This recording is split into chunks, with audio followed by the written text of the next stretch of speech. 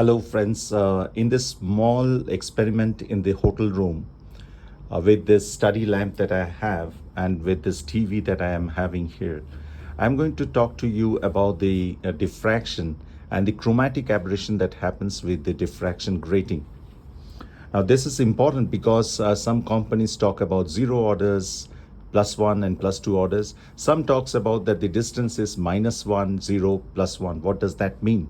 So let me put this on, this study lamp on, and what you are seeing is that the light is traveling and reaching the TV, and the pixels in the TV is a source of diffraction. You know, they work as a diffraction grating.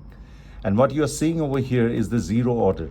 That is, light from the study lamp is traveling equal distance, and the light over here, the zero order, is the brightest. There's no path difference of the light here, so it is basically the brightest, and it does not suffer from any chromatic aberration.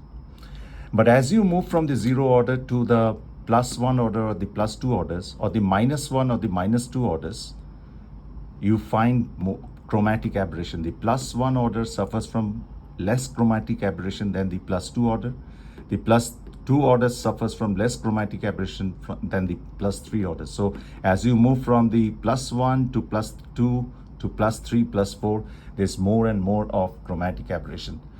Now, what do we mean by +1 and -1? How do we say that this is a +1 order, this is a -1 order? It depends upon the normal that you have, you know, the light that goes and reaches the zero order.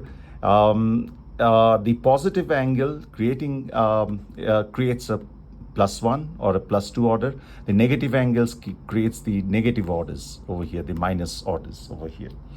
Now, so there, what we have understood over here is that from this experiment is that there is some amount of chromatic aberration that happens with any diffraction grating. Now, to avoid that chromatic aberration, some companies use a blaze grating. That is the steps on the multifocal IUL are designed in such a way that most of the light is actually not thrown here on the zero order, but they are thrown in the -1 order.